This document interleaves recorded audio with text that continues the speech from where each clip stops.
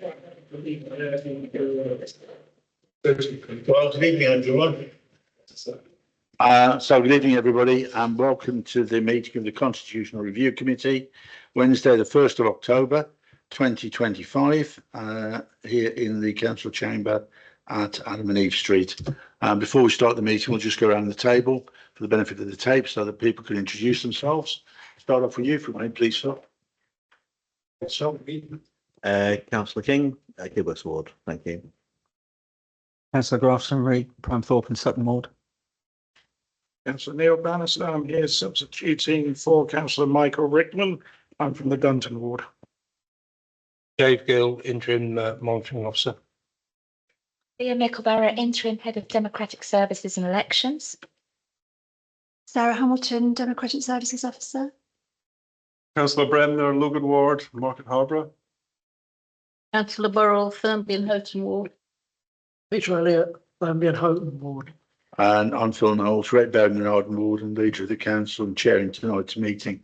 If there's a fire alarm there, it is for real. There are no drills expected and we'll be asked to politely vacate as smoothly and as quickly as we possibly can. Moving on from that, I move to the agenda. Item 1 is apologies for absence.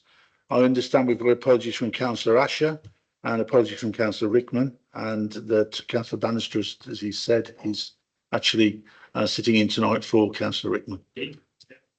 Yep, everybody happy with that? Item 2, which is the declaration of members' interests. Is there anyone who needs to declare any interests at all? No, okay. Item 3 is the draft minutes of the Constitutional Review Committee, which are before you. 25th of June. I've got here pages 3 to 10. Is there anything on those minutes that anyone would like to pick up, or is everybody happy that they are an accurate record? Okay, Councillor Grafton Reid, please. Although it wasn't present in point 3, it talks about consider the minutes of its meeting 3rd of October 2025. I think it's simply a typo. Okay, we'll get that. Thank you for that.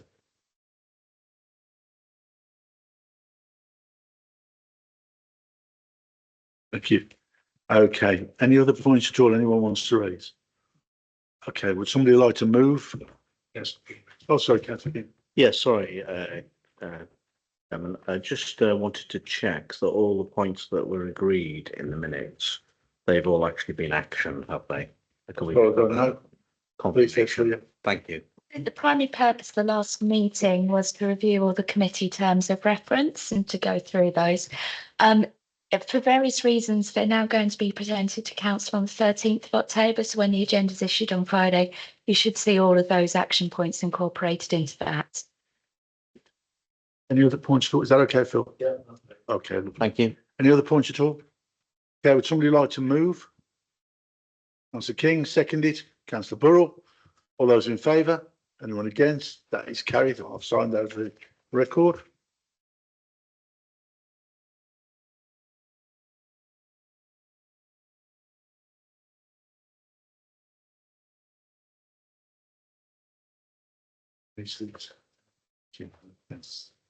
We now move on to item 4.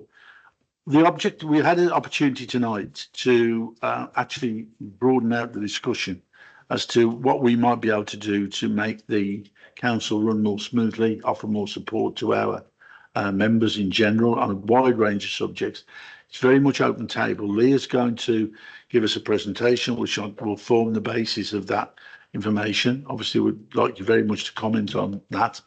But there are any other points that you want to raise in that sort of theme, please feel free to do so. So, Leah, over to you. Please. Is it okay if the presentation gets uploaded to CBS? Is it helpful? Yeah, absolutely. More than happy. No problem at all, Paul. Thank you, Chair. And it may help to explain part of the reason why I haven't brought anything formal like a written document before you today is because exactly I wanted to hear your views on this and understand that before we then start writing a policy. Because sometimes when we bring a policy or a document before councillors, it almost feels like the finished article and sometimes a bit difficult to shift and shape.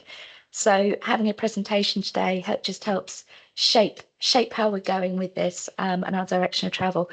One of the main reasons why I want to talk to you about this is because in May 2025, so earlier this year, when you reviewed the scheme of allowances and expenses for members, you decided that the council decided that they would like to have a report at a future meeting looking at a parental leave policy, which many councils have adopted, and we don't have one at this stage. I think when we started thinking about that, we realised that maybe support and the things we need to think about go a little bit wider than parental leave. And if we just focused on that, we might be neglecting some of the other challenges we face. And I think Councillor Knowles, you drew my attention to the fact that we had a councillor who was seriously ill and came to a meeting. And did we do the best we could to support them to be present and engaged in that meeting? And we've also got, for example, a councillor at the moment that has a young child and care and responsibilities. I expect there are other councillors that have got care and responsibilities. And a point I'd always make is it could be any of you councillors one day that needs a bit of extra help when attending the council meeting, a bit of extra support, and helping councillors understand what might be available, what they might be able to do, can be really, really helpful, especially if that involves early engagement with us and democratic services, to enable them to fully participate in discussions. I'm going to go through some of the legal context because there's some in ways contradictory constraints that we face. And how we navigate our way through that. And then based on some of those legal principles, whether and how we develop our policies to support councillors. I think the first legal framework I just wanted to make a specific reference to, it's embedded within the Local Government Act 1972, which is the framework for how we operate our council meetings, and the Executive Arrangement Regulations 2012, which is the framework by which Cabinet meetings and decisions made by Cabinet members are governed. Both of those require that any meetings must take place in a physical location. So during COVID, we were able to meet online, and the regulations that allowed for that were revoked on 6th May 2021, which I know caused quite a bit of frustration because there are some councillors that welcome the ability to meet online. Harbour's a big district. Sometimes it's hard to get to the council chamber, especially if you've been working or you've got care and responsibilities. You might be able to be still present in a meeting and listening along to a meeting whilst still fulfilling some of your care and responsibilities as well. So there was a lot of frustration nationally that ability was taken away when it had been there. There was a legal challenge to the ability for councillors to meet. And it was confirmed within that these acts make very clear it must be a physical location that the meeting is held. When we look at how we operate our meetings, there's a handbook we operate to, Knowles, not yourself, but a different one, Knowles and local authority meetings. And it basically says when we are having a judicial or quasi-judicial role, it'd be improper and potentially leave the council open to challenge on Wednesbury grounds, I'll come on to what that means, for a member to cast a vote without being present to hear submissions beforehand. So if a councillor hasn't heard the full debate, particularly at things like planning and licensing subcommittees and taxi hearings and things, if they haven't heard the full debate, it could leave our decision making open to challenge if a member hasn't been party to that debate. They also, by law, then have to physically be present in the room when the vote is called. So at the point the chair goes, right, I'm now going to move to the vote, they have to be in the room to be able to vote. In government, in House of Commons, they have put in proxy voting arrangements when people can't be present for a vote. We're not allowed that in local government either. That's not been put in for us. They have to be physically present. So the difficulty we have is that if a member participates in a vote and they were not present in the room earlier to hear the discussions, that could put our council decision making at risk. And that was one of the challenges recently with Councillor Foreman, for example, to be very specific, where she had to leave the part of the room. And our advice to her then was, I'm sorry, but I don't think you can now take part in the vote. We have contemplated, for example, if we set up a secondary meeting room where the meeting's broadcast and councillors, which for whatever reason need to leave briefly, maybe because they've got sensory issues and feel it quite challenging to be in a room during a debate and want to just go and be able to sit by themselves, or councillors that have care and responsibilities and can do that in another room. I think the challenge with that is that it's just that bit of risk for us. And do we want to be the ones, the test bed that gets challenged and operating in that way? The Wednesbury principle, which I mentioned earlier, is essentially that is the council acting rationally in what it does? Is the best way I can simplify that. I think Dave might have an alternative view on it. So as long as the council is seeking to operate lawfully, fairly and rationally, then generally what it does may be judged acceptable. But if you start to operate in an irrational way, then you've got a problem. So it could be that on a Wednesbury principle, it's judged that actually letting a councillor sit in a room and listen to the debate, then commit back in to vote is acceptable, but it's not tested as yet. And again, like I say, do we want to be the test bed for it? We do. Oh, yeah. Yeah, go on. Definition. You said here that you have to be in the room. Is that the legal definition of place in this case? Yeah, the position is if a vote was called at this moment in time, those people that are present in this room and heard the debate are entitled to vote. A person that is outside the door is not entitled to vote because they are not present in the room. It's a physical presence of the council or the committee all sitting together. Well, do you want to come back on that? No, it's just a difference in how the world is evolving. I regularly get involved in complex discussions, which involves voting of views from around the full group, and it is quite possible, physically possible, to do that these days, which it wasn't possible, 5 years ago, 6 years ago. So the world has moved on. I take it there's nothing going on in law that is changing that definition of place. Is there? Question. The situation is, as Leah said, that during COVID, we had the COVID regulations which allowed remote meetings. They revoked those regulations in 2021, despite much protestation from the lawyers in local government and various other bodies that represent councils and councillors. In Wales, you can have remote meetings. So in Wales, they hold meetings and the hybrid meetings where some people are present in the room, others are online. There was a consultation last year, and that consultation, again, there was overwhelming support to allow fully or partial remote meetings. Government has said that they're going to review the legislation, but they haven't done it yet. And the pressure is being kept on by the various organisations, so the Lawyers in Local Government, Local Government Association, ASDO, AEA, all of those bodies are pressing government, but until they find time in the timetable in Parliament, then we are stuck with what we're stuck with, and the legislation is quite clear. It has to be a physical, and it has to be in the room. Thanks. Phil, do you want to come in? Yeah, so a couple of things just want to mention. So you've just mentioned the LGA, so I now need to declare that I am on the board of the LGA, so just need to put that on the table. But I think everyone's got a different viewpoint on this, and I think is a problem. Lots of challenges. We've got a legal framework. So just to give a couple of examples, so just using my other hat for a moment as county councillor, but chairman of the Local Government Pensions Committee for Leicestershire. So we had a meeting last week where one of our members, because it's multi-council, so it's drawn from a lot, but we operate under the standing orders of county council. So one of the members wasn't able to attend in person because he was poorly, but he was able to join via on screen, but he couldn't vote in any decisions. So he could comment and ask questions and queries.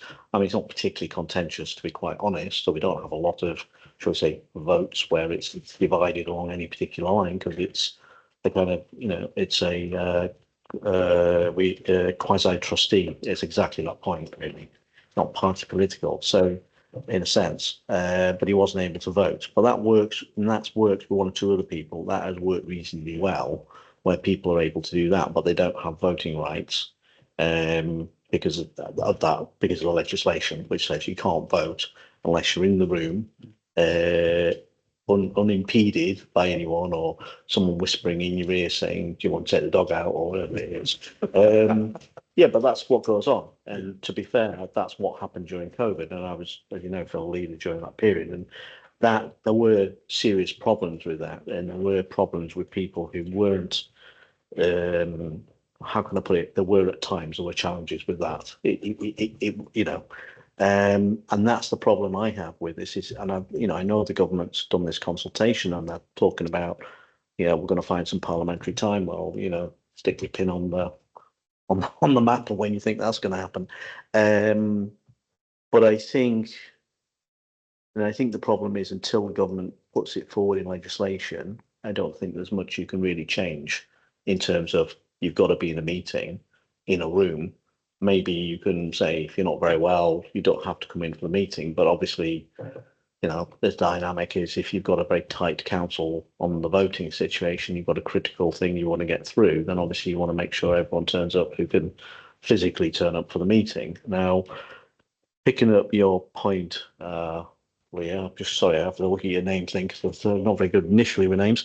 Leah, I think the problem is that there is good guidance, I think, from the LGA and others about how to support councillors, and obviously individual political groups do have codes of how they support their members who've got particular challenges in illnesses. And obviously there is support, I know, for people who have disabilities or neurodiverse conditions. The government provides additional funding for councils to do that. How much they provide and what they provide, I don't know, but they keep saying they do. So, so there's that. But I think it's it is difficult. There's no easy scenario. I mean, I think to me, if a councillor's ill and they can't attend a meeting for short term, that is what it is. But I think if it's long term, I mean, then obviously that councillor's got to make a decision as to whether they're actually physically able to carry on partaking in the council. I mean, that's and and to be fair, when you go back to when you sign up as a candidate to stand in an election, potential candidates are encouraged to avail themselves of the operating methodology or the way the council they're trying to join works. Well, certainly the group that I'm in does.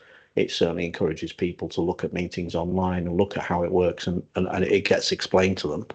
So, so if people aren't able to then attend meetings for a variety of reasons, well, it's been laid out to them at the beginning. So you've almost got to go back to that starting point to say, well, what were people told when they signed up?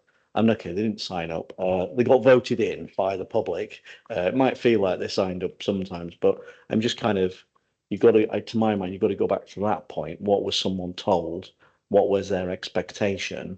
Did they think it would be like, because it's not a job, although it might feel like it to Phil at the moment, or a bit more than that. I share your pain. You don't have a life. But when you're in the lead roles, it's different to when you're a backbencher as well. So I think that's the other thing. So the demands on your time are very different, and the pressures. So I think it's kind of that as well. So I think for me, it's what were you told when you first signed up, but then what could you reasonably expect? Because it's not a job and it's never been described as a job. It is kind of you're a representative, Public service, public volunteer, quote. Unquote. Not that I believe that, but anyway. Sorry, of course we are. Of course we are. I think we're on the record. So anyone watching this, yes, of course, we're volunteers. But yeah, there will be inevitable. There's someone will watch this back. It's on YouTube now, so it's a lot easier to watch. Yeah. Anyway, so I'm not going to mean to dribble on about it, but I think there is something in this. What do we tell people? And okay, you can't change what people think, but I think it is difficult. So there's no easy solution, I don't think. So anyway, you carry on with your presentation. Sorry. I'm just going to come back. I don't know, Phil and I don't agree on a lot of things, but on that one I do agree. He's got the scars and so have I. I know what he's saying about the amount of time and involvement and everything once you, yeah, in the leader, it is exceptionally. One thing as well, I think is just the important thing to say is that obviously we do have the ability within this, if someone is not well, to extend the 6 month period. And that is a grace Yeah. that we've used. No, just hang on a second. Peter Elliott got a point he wants to raise, so. I just want to be clear what Leah said earlier about if you had a room that was joined on and what was going on was on the microphone in there, would they be able to vote then? I mean, they've heard everything. So this is where this risk factor comes in. So in theory, somebody could listen. Oh, vote's about to be called. I'll come back into the room and I'll take part in the vote. The problem with that is it's untested in law. So we know somebody must, in law, be present in the room when they vote. And that's fine. That's being tested. It is absolute. And it's that bit around, but what if they miss 10 seconds, 20 seconds? What if they listen to the whole thing, but they're not actually in the room? That's where we'd be taking a risk. So if I can just come back on that, we've actually had a couple of examples where things like that have happened here. And so if I go back, and it's quite a long time ago, but we had a very large planning applications when we had one of the big ones over at Lutterworth, and we were at the school, one of the colleges, and there was about 350 people in the room, so I thought it was packed anyway. And halfway through the meeting, there was a break for the councillors to get up, stretch their legs, and go to the conveniences and all that sort of stuff. And one of the councillors, he saw a couple of his friends. He's one of our councillors. He's no longer a councillor. And he went off and spoke to his friends who were on the front row of the audience during the meeting. And of course, you know, the sharp-eyed people who were there said, "You can't do that, mate." And he was then ejected from the meeting because of that. And he was most indignant about it. He said, "Whoa." And they said, "Well, yes, but you might have discussed the case with them." He didn't. He was just saying, "Hello, how are you?" sort of thing. But because no one, you know, and so that he got ejected from the meeting. So that he wasn't allowed to take part anymore. And that was a problem. And then there was another occasion where I think someone actually went to sleep in a meeting. A very old elderly member, and they were asleep in the meeting. And you know, there was a vote called and they couldn't vote because they'd been asleep, you know. I think there was a case law example where somebody did wake up to vote and was allowed to vote and effectively swayed it one way or another, and it was upheld. So definitely you can't fall asleep in meetings. I think one definite good practice, and we can move on with the presentation. One definite good practice is just building in those breaks. We are all human, and nothing else. It doesn't just give you a chance to go to the facilities. It ultimately also gives your brain a bit of a break. Okay, we'll move on now with the presentation. Just carrying on with the legal frameworks, it's not just the ones I mentioned. So Equality Act 2010, which I think you'll all be familiar with from your training. So we are required to consider the impact of our actions on those with protected characteristics. There are nine, I want to say, but particular ones we might want to think about in this example are things like gender, because, for example, women are more likely to have care and responsibilities. Age, because, and probably relates to disability, for the simple fact that older people are more likely to have disabilities as well, but disability in its own right. And one of the things I'll come on to mention is, for example, the one area of guidance I think the LGA is catching up on at the moment is in terms of neurodiversity, because that is a massively growing area nationally at the moment, and there isn't a lot of frameworks around it. We can apply similar principles to those who have other characteristics that might not be specifically in law, such as caring responsibilities as well. That's not a protected characteristic, but is obviously something that can impact on people. Disability Discrimination Act, I think, thinks very strongly to that. We can't discriminate against disabled people. And Health and Safety at Work Act 1974, we have to provide a safe working environment for employees and those affected by our actions at work. Of course, when it comes to Equalities Act, it's about making reasonable adjustment and what's reasonable. So one of the reasons I asked that question about would you be prepared to take the risk of people listening outside is because in theory, you might classify that as a reasonable adjustment, but if you said actually the risk of the challenge to a council's decision is too strong, we're uncomfortable with that, you could also see it as an unreasonable adjustment to make. Of course, you and people that are attending meetings are not employees of the council, so we don't have a formal duty. It's not the same legal framework as we do to our own employees. But I think whenever I've tried to discuss it with the council before, they will always remind me that there's a moral duty there. And I think that that's quite an important point, that we are here to help and support you to deliver your role effectively. And that moral duty to help in whatever way we can is quite strong. I also thought it'd be helpful just to reflect on some statistics. The LGA do surveys of councillors every 10 years or so. So in 2022 was the last national survey. 15% of councillors had a disability.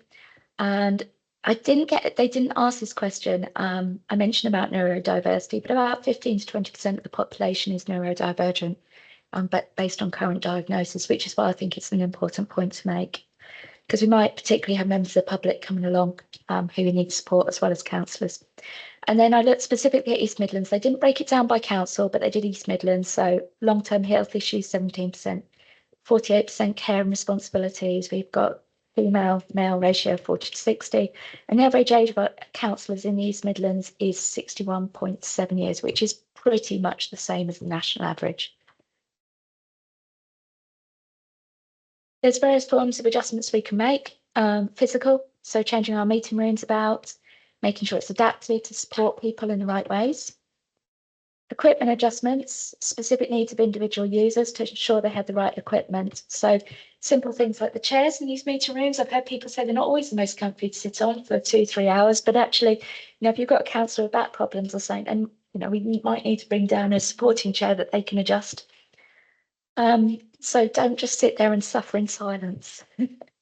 Process adjustments, so how we communicate to councillors in different ways, and simple things like making adjustments to laptops and things like that. So if a councillor has dyslexia, sometimes people with dyslexia find different coloured screens are more helpful. Sometimes they like screen reading tools to be installed. So we can look at things like that as well. And there's some very specific provisions we can make based on the needs. And Councillor King referred to examples of that. The LGA do give a number of examples on their website about things they can do. And in the past, councils have been able to use the Access to Work National Grant Scheme, but they are significantly tightening the criteria for that and reducing the funding. So it'll be interesting to see if that's available in the future. Examples given include where there's a councillor who's deaf, getting funding to have sign language interpreters available at council meetings so that they can understand what's happening during that meeting. I think what really, really helps and what I found helps is where councillors disclose information early. So at the moment, I don't think we ask you when you're elected if there's anything you'd like to tell us about your health, medical needs and so on. I just don't think we ask for that information, but it's actually really, really helpful too. I will give a very tragic, sad example at my previous authority, a previous authority of mine, not long before I joined, where they weren't aware that a councillor had a very serious heart condition and that they had specific medication and things in their bag. The councillor had forgotten, no one had given them a nudge. Out on a planning site visit, they very sadly collapsed and had to have paramedics rush. And it would have been so helpful if people had known that he had this condition there and then. And there's other examples I can give nationally, but it just is so helpful because we can then begin those conversations from the very outset and get things in place quickly to support people. So I think a definite step is asking for that information when councillors are elected. We do make some provision in the Members' Allowances scheme, particularly for those with care and responsibilities. We can also do things like there's, if you have trouble driving, an older person who maybe can't drive anymore and might need taxis and so on, so we can do things like that as well. I'm going to be doing some work with, we've got a new health and safety officer in the council. He started 2 days ago. So I've already told him that I'm going to be talking to him about councillor support. So making clear to you what might be available to you if you do need some assessment work and the sort of equipment we can provide for you. I find it really helpful where councillors are able to talk up about some of the challenges they face, particularly with other councillors, and address these problems at the outset. So if, for example, you do need to take regular toilet breaks for whatever reason, if the chair knows, it might be a little bit embarrassing, but if the chair knows, they can keep a little eye out and just go, right, I'm just going to adjourn for a break for 5 minutes periodically and things. We would build that in, but some things like that are more difficult to talk about openly. Other things like, you know, actually, I find it really hard to read or concentrate for a prolonged period, or various things. If councillors know about it, they can support each other. There's also plenty of mentors and peer networks through the LGA for various reasons. And also just talking to the group leader, check-ins with the officers and group leaders are really important too, just to make sure councillors are feeling happy and able to deliver their roles. I think I'm telling you a lot of things that you know, but just wanted to move on there though, to looking more specifically at leave, because I realised I started this presentation about parental leave policy. The LGA already has quite a good model policy, and it covers quite a bit. Councillors do have to attend meetings every 6 months. We cannot exempt on parental grounds. Councillors just given a blanket exemption. If a councillor is on parental leave and wants to have an extension to 6 months, well, they have to ask for it. And then we take that to a meeting of council and say, would you grant them a further extension? But there's other reasons why they might need that as well. So the more normal reason why a councillor wants an exemption from the 6 month rule is if they've got a prolonged period of illness. There's also rare cases where you might get a councillor sent away for 9-10 months on a work placement or something overseas. Something like that could happen. Unexpected caring, maybe an elderly parent is terminally ill, something like that, or a family bereavement and they need some time away. So I guess there's a question here of, if we are looking at a parental leave policy, actually, should we really have a leave policy that might cover those other scenarios as well, and how we support councillors? And I think, bearing in mind, perhaps if you just let me finish these last couple of slides I've got, because I think it'll put some thoughts in your head around that. When a councillor is absent, even if it's 6 months, 9 months, they are still entitled to receive their allowance. We cannot revoke it. The Local Government Association policy on parental leave says basically you're allowed a minimum of 2 weeks. But I find that really bizarre because the law allows you a minimum of 6 months, really, if you really wanted to take that away from council business. It covers scenarios like birth, stillbirth, prematurity and adoption, so quite the full range. One interesting bit is they're entitled to return to the same position as pre-leave, except where there's been an AGM or change of political control. So if they were chair of the scrutiny committee or they're a member of cabinet, this policy, if adopted, would say they're entitled to return to being that chair. But actually, you wouldn't take it away from them in that example. You'd just let the vice chair chair it for a few months. And then, of course, they come back into that position. Cabinet's a little different legally, but there would be that built into a policy. And if they no longer want to continue as councillor, then they're encouraged to let the authority know as soon as possible. Because again, we can't say, well, if you never intend to come back, we'll have 6 months worth of allowances back, please. We can't do that. That would be entirely voluntary. When it's leave, I don't think it is just attending meetings, because I think sometimes we in democratic services deal with you from that perspective. But there's things like their ward work. I mean, we have multi-member wards. So if somebody is on a prolonged period of leave, then inevitably it's the other ward member who's often left to pick up anything. And that might be fine when somebody's have a serious illness. I think everyone appreciates the need to support each other because we could all be in that position. But if for example, a councillor said, you know what, I really fancy a round the world cruise for 4 months, you know, is it fair on the other ward member to expect them to have to cover for that period? Also things like SRA roles. So for councillors receiving an allowance and actually, again, they decide to go on a round the world cruise, is that really fair as well? So might want to think about that in terms of policy approaches. We'd also expect any communications, sensitively sometimes, of course, but Expect councillors to put on their out of office messages and where to direct things in the meantime. Expect them to arrange substitutes. You know, if they're suddenly ill, absolutely. But if they're on parental leave, you know, it's not unreasonable for them to try to make some arrangements. But also expect them to do check-ins. Bit like when I went to maternity leave many years ago, I had to do keep in touch days. It's not unreasonable for them to periodically do keep in touch, whether that's with their group leader, with some council officers, just to keep in touch with what's going on and sharing information on how they're doing and so on with officers and group leaders. So would you like officers to progress a policy around supporting councillors in leave periods? Should it be specific to parental leave or a wider policy on supporting councillors? Do you want to see that? We could take it straight to council. Is that something you'd like to see and develop? And are there some areas where you think we particularly need to focus support on based on what you've seen in the council?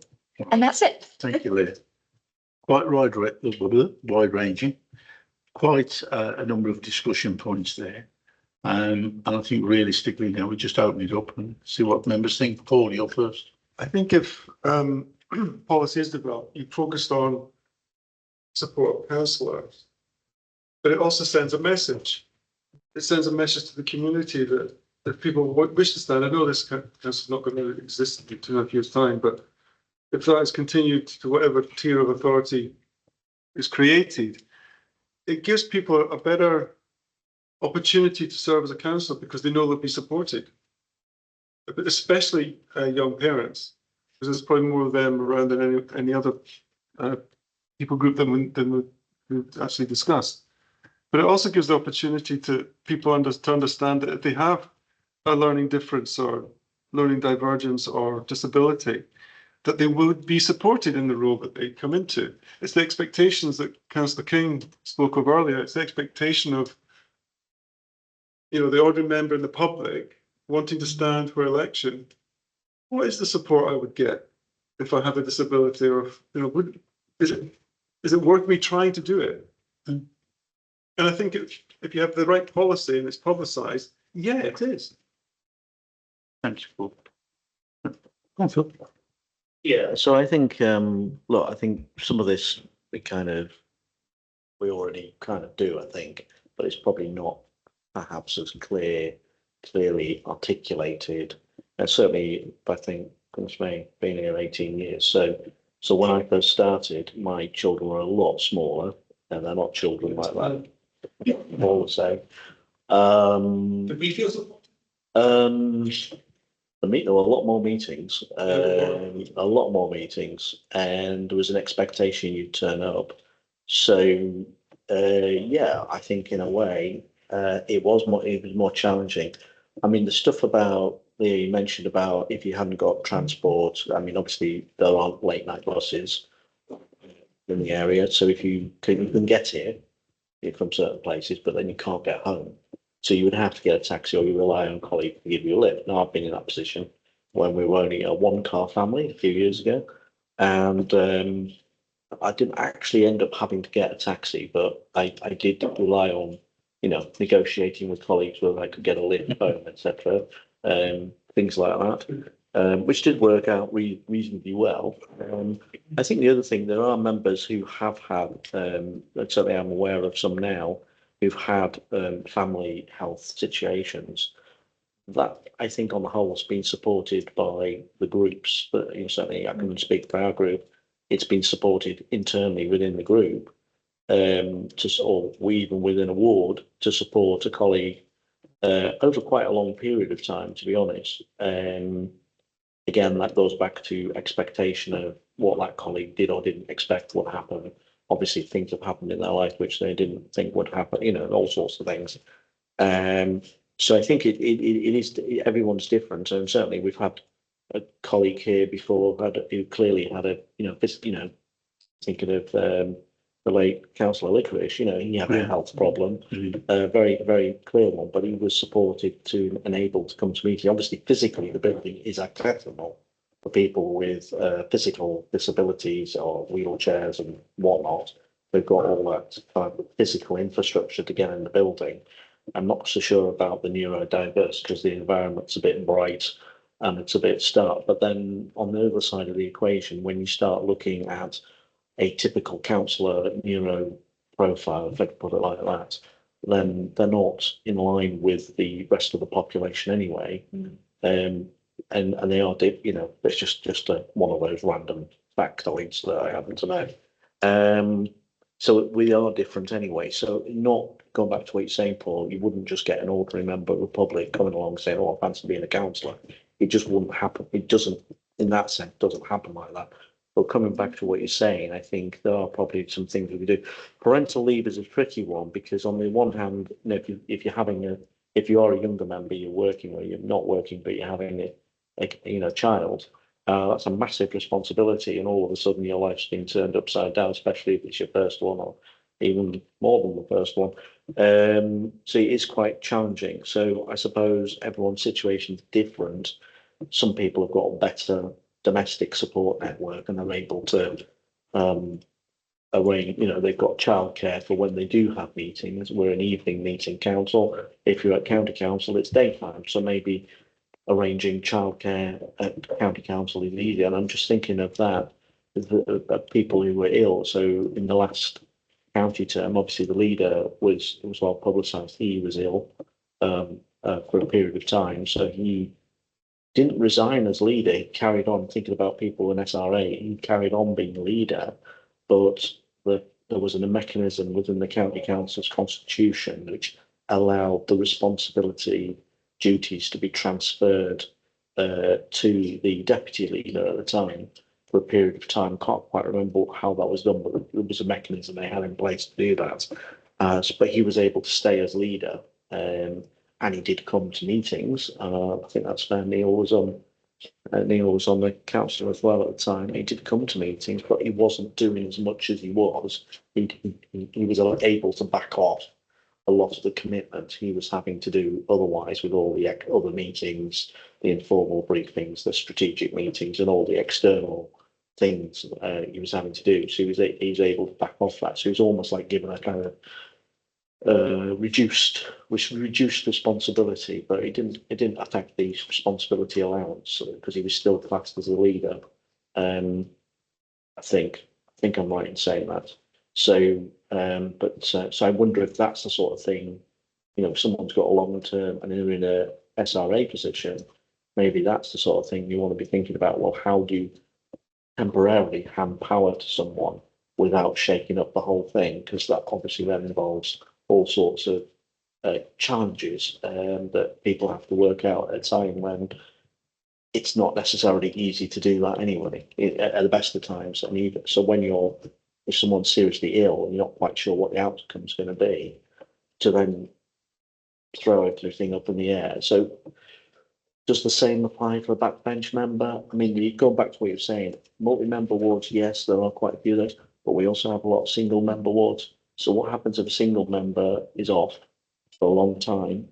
Who's then picking up all the ward work? Who do residents go to and approach? Who's going to pick that up? And that I think is a multi-member. It's different because you've got other colleagues who can pick it up. But that's to me the bit of a conundrum I would think with that. I haven't got answers for all of it. No, but I think these are some of the things we have. Is that single members off a long time? How do residents, or equally, how does the council then channel communications it needs to outwards if it needs to use the councillor's office to project things locally? How is it going to do that if that person isn't able to, isn't active and being proactive? Okay, thanks. Okay, thank you. Yeah, no, thanks, Chairman. Thank you, Leah, for the presentation. I think we ought to develop a policy about the wider issue of support for councillors. I agree entirely with Councillor Bremner about this council sending the message to those that are interested in taking part in local democracy that there is policies in place that whatever the circumstances, there will be support given. And I appreciate that support has to fit the particular circumstances. It also has to bear in mind that the cost implications for the council about that provision of support. For example, you mentioned the members' allowance scheme for those that have difficulty because of whatever reason in getting to a meeting urgently and having to get a taxi. I don't know, but is it possible that the members' allowance scheme can be amended? It may already provide for such matters, but if urgent childcare need is required, can the members' allowance scheme, for example, be changed in order to allow for that to happen? With regard to the 6-month absence rule, at the moment, the individual, if they want to continue to work as a councillor, and that they have that desire to return, they do have already that right to come back to the council to explain the circumstances, and the council can agree to extend. I know that it did happen at the county council during my last term there, but I don't think it's happened. It has. Yeah, I think it has. Barbara, you're quite right. Yeah. There was someone else who was off. There was someone else who was off quite a long time. I remember we had a vote actually. Yeah, but I remember who it now was. with Barbara, Yeah. and we had great sympathy with that Yeah, situation. So we have that already to an extent, and the council councillors make their decision based on the information, and we're perfectly happy to support Barbara. In some ways, you know, I have a degree of sympathy with Councillor King's view about when candidates stand. They should be informed of the commitment that is going to be made of them. But we also have to be aware that circumstances change, illnesses develop, the young may want to start a family, disabilities may happen, and so forth. So I think it is right that there is a policy that we do support and not necessarily indicate to an individual, well, you should have known that when you, quote, signed up to become a councillor. We have to recognise that and be sympathetic to it. My final point, which is perhaps a little controversial, is what happens where a councillor, through employment reasons or personal reasons, has to move away from the district and maybe some distance away from the district, but still wants to contribute as much as that they can to their work as a councillor. What support, or should any support, be given to an individual in those circumstances? And sometimes those circumstances are not voluntary. They have to move for work reasons or move for personal reasons. They find themselves, well, I still want to be a councillor, but it's going to be a lot harder. Should we develop the policy to support those individuals, or should there be a separate discussion in respect of those particular individuals? So I just want to leave that out there. Thank you. Paul, did you want to come in? I was going to say, yes, I agree. We should develop policy. Fine. I'd be very careful of it being too prescriptive, because of the range of situations that can arise. If you try and make it too prescriptive, it becomes completely unusable. So I think a certain amount of discretion and good judgment by councillors is needed. I believe there's already legal requirements on us about how long we can be away, how far away from the district you can live. So those all already apply. They certainly do at parish. So should we have something here that mirrors those? Because if they exist in other levels, then would it not be sensible to have something that was similar? Yeah? No, you go ahead. So when you seek election or re-election, you have to qualify. Yeah. Beyond that, once you've been elected, there is no restriction. So you could move away as long as you attend your meeting every 6 months, even if that means by flying back, then you can still be a councillor. So if I could make, oh, yeah, I wasn't aware that there was some subtleties, but the yardstick for me is, are you fulfilling the intent of the role? So could your resident reasonably expect you to be able to do what they would expect of you in that situation, or would they reasonably expect you to stand down if you weren't able to provide this service, which is what we do? I think there's another thing is we've looked at as well is that there's also the fact that we're looking at things about physical disability, etc. There's also, you know, things what we're looking at least not always physical. It can also be mental issues that people may need some assistance in that. But I think you're absolutely right what you said, Clive, about you've got to be very careful because if you try and make it too much, you know, to a point, you're not giving any flexibility to try and look at other issues. I don't know if that's something you can take on board, Liam.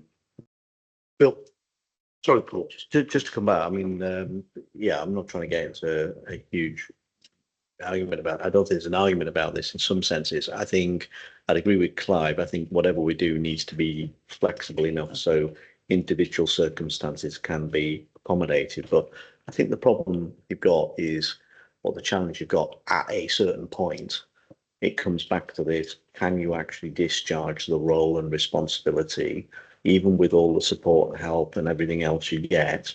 If you're not able to discharge the role, then it's, as I said earlier, it's not a job, it's not a career, it's kind of vocation, voluntary, it's a representation role. If you're not able to discharge that role, then really you should exit it, because whilst there are no formal qualifications required to be a councillor, you don't need GCSEs or O levels or, sorry, the same thing, I know, A levels or a degree or whatever. You don't need even a formal education, you know, but it does assume that you've got a certain literacy and numeracy standard. There's just a, you know, it's a fact, and without that you would really struggle. So I think there are some, you know, things that the system assumes that you will have, even if you necessarily haven't got them. So, for example, the system currently assumes that everyone's an IT software expert guru, their own self-assistant, whatever. And some of us who are slightly longer in the tooth, you know, haven't necessarily got, you know, we didn't train on those things. We've had to learn those things throughout our working life. Or as the case may be. So I think that's the thing I've always said. I don't think we do enough upfront software support,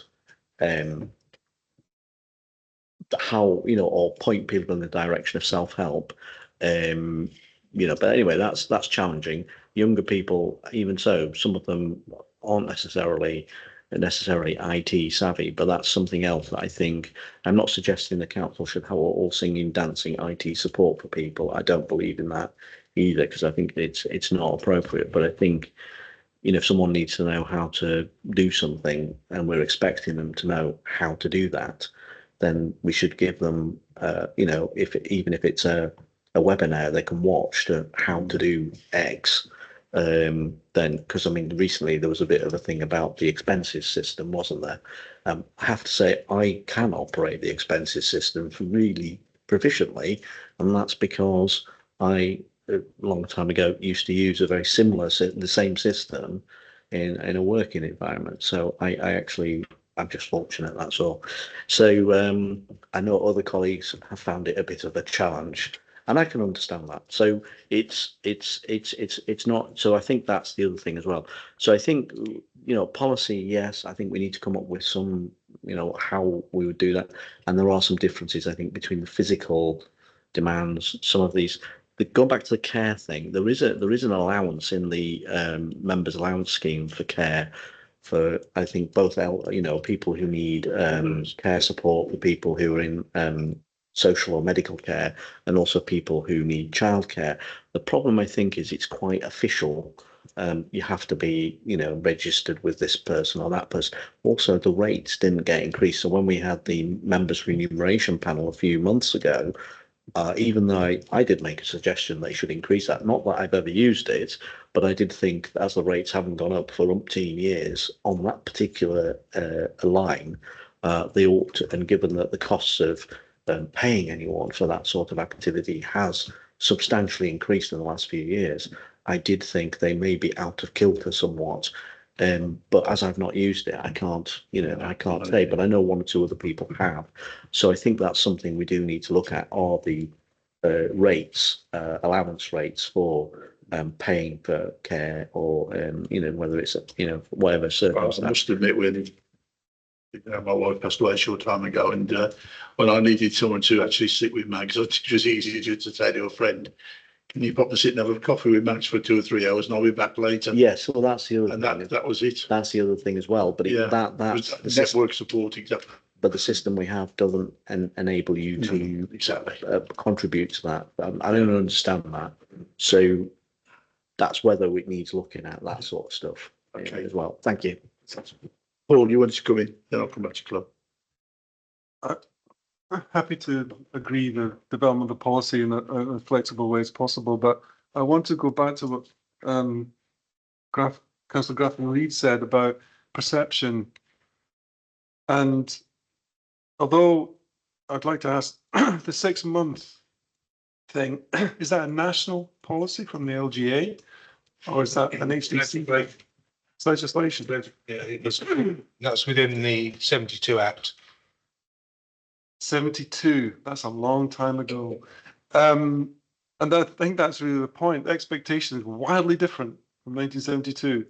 I think anyone who's elected to a position as a district councillor, a local councillor, it's in the word, it's local.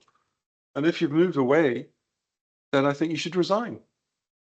Sorry, I don't know, I understand what it says in the LGA, but perception out there that isn't reflected in that policy of 6 months and one meeting. Yeah, the position is, Councillor, it's actually the law. The law says that you must attend at least one meeting within the 6 month consecutive period, otherwise you're automatically disqualified. Now, the points that you're making, and the point that Councillor King and the others were making about the moral side of it, is a matter for the member. Unfortunately, we don't have any control over what the member does. Once they have been elected, once they have proved their connection to the authority, that continues. And there's no mechanism currently that exists that allows the council or even the group or wherever to trigger forcing somebody to resign from their position because they are no longer within the area. And that's just the way it is. And if they're doing the job, There are loading the. and there are many people that work remotely, and you see, in fact, I was reading in the paper the other day about the 12 best places in the world to work remotely for a council. There's chief executives that have worked from Cyprus, and if they're doing the job, similar argument applies to a local councillor. If the councillor can do the job from where they are, although they're not physically present, but if they feel that they can, represent their constituents effectively, but it's a matter for the member themselves, and there's nothing that the council or the legislation allows us to do.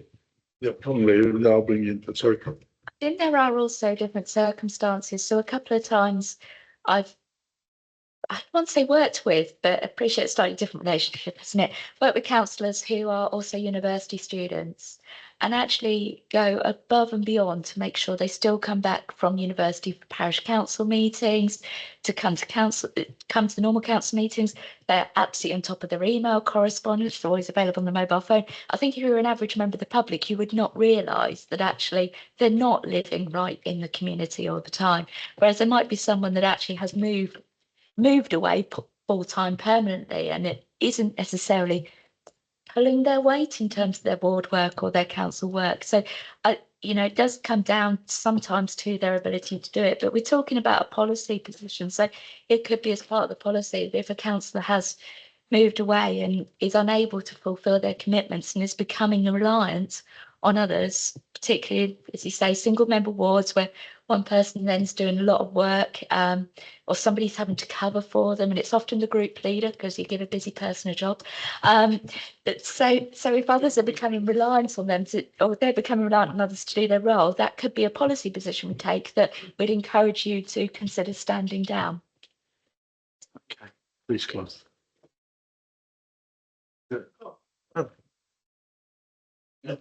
You should, John, please. Just going to say, I agree with what everybody said, and like Leah said, there's a lot of those things I think we ought to be looking into. One place where, I don't know whether it's really relevant, but when a new councillor starts, you usually get, well, I myself got about 10 minutes with the CEO, and then I was at the first meeting. Well, something there, I think there should be more Why training. did you get special treatment? You get so long. Yeah. Yeah. Well, I just think people need to. No, I think that's good point, Peter.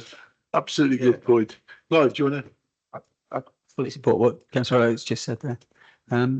Leah, you asked a specific question to us a few minutes ago, and that was, does this committee wish you to go and develop a policy and bring it back to full council? Those were your words, I believe, correct? I would propose that you develop a draft policy and bring it back to this committee. And we have an opportunity to give it a good looking at so that we get it to a state where a lot of the questions that a wider committee will naturally challenge, and that way it will be more robust when it comes back to full council. There's another important point to that, if I may. This is something you said earlier, but this is something that will be something we may contribute to the future as to, you know, future, whatever the future authority is. So making sure this is robust and whatever is probably an advantage. So I'm absolutely supportive of bringing it back here and everyone having a look at it. Which brings me conveniently onto a question. What sort of timescales are we looking at? I don't think the next meeting of this committee is until January. No, we can always have a. You can always have an extraordinary. Always call the meeting. Just whenever you're ready. Did you want it for November and then it comes to December council? Because we've got next council after 13th of October is on the 10th of November, but you've got LGR on that day. So you might not want it there, but we could do a constitution review committee in November to take to council on the 15th of December. So do you want to come? Right, so I actually think I'd stick with the January date, and the reason for that is actually there's actually quite a lot going on between now and the end of the year. And looking at Phil, I know, and I know how much that must be taking up time at the moment, not just of the Councillor Knowles, but other senior officers. So just kind of trying to help out here. So I think also that would allow time for I think there's also got to be engagement with the rest of the councillor body before you bring back the draft. Now, historically, that's been incredibly difficult to get people to respond to member surveys, even though they're sent to them email boxes. And Sarah's, she knows what, I just know that's the case, and get very few. So I think that might be something to do. And then maybe it could be channeled through the group leaders of the individual groups to say, can they get their members to feedback? Just a thought. And that if there was a series of questions or, you know, or a survey, you know, I don't know exactly, but some sort of consultation thing that you could do just to get some feedback and feelings on, you know, some on that, and that then it could feed into this report for January, and then we can then, you know, have a look at it again and then try and, you know, polish up the final version to then send to council in what, February, which would tie in with the budget, because then there might be a budget measure involved. Just a thought. Okay. Well, if you're going to send out a survey, use an MS form, because you can set it so they have to answer the questions and have to complete it. Yeah, that sounds logical. Yeah. I like using them as forms, so that's fine by me.